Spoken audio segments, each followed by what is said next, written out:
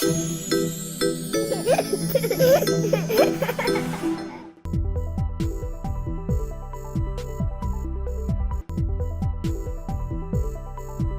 అండి, నేను doctor Jaganmohan Varkala. I'm nutrologist at Paramitha women and children's hospitals, Hyderabad. So మేము కామన్ గా పేషెంట్ అవుట్ పేషెంట్ లో కానీ ఇన్ పేషెంట్ లో కానీ ఎన్కౌంటర్ అయ్యే, డాక్టర్ గారు వ్యాక్సిన్, దీనికి ఏమైనా వ్యాక్సిన్ ఉంటుందా టైఫాయిడ్ ఫీవర్ కంటే? వ్యాక్సిన్ ఉంటుంది. జనరల్లీ మేము ఐఐపి ప్రకారం ఇప్పుడు సింగిల్ డోస్ చేశారు, 9 months to 12 months అప్పుడు ఇస్తుంటారు.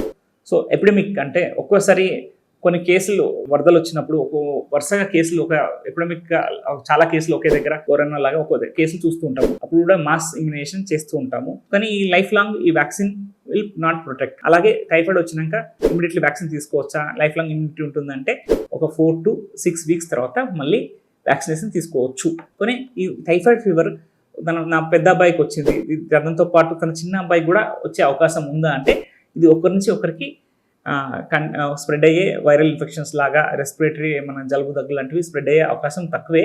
బట్ ఒకే ఇంట్లో ఉంటారు కాబట్టి, ఒకే వాటర్తో పొల్యూట్ అయ్యి ఇద్దరికి ఇన్ఫెక్షన్ వచ్చే రిస్క్ ఉంటుంది. కాబట్టి ముఖ్యంగా ఈ వర్షాకాలంలో వేడి చేసిన నీళ్ళే తాగడము, హ్యాండ్ వాష్ చేసుకోవడము, అవుట్ సైడ్ ఫుడ్ అవాయిడ్ చేయడము, ఇంట్లో సెమీ కుక్ చేసిన ఫుడ్ తీసుకోవడము, ఫ్రూట్స్ కానీ వెజిటబుల్స్ కానీ బాగా వాష్ చేసి తినడము అనేటివి పిల్లలకి నేర్పించాల్సిన బాధ్యత తల్లిదండ్రులకు ఉంటుంది. లేకుంటే టైఫాయిడ్ లాంటి విష జ్వరాలు ఎఫెక్ట్ అయ్యే అవకాశం ఉంటుంది. Thank you.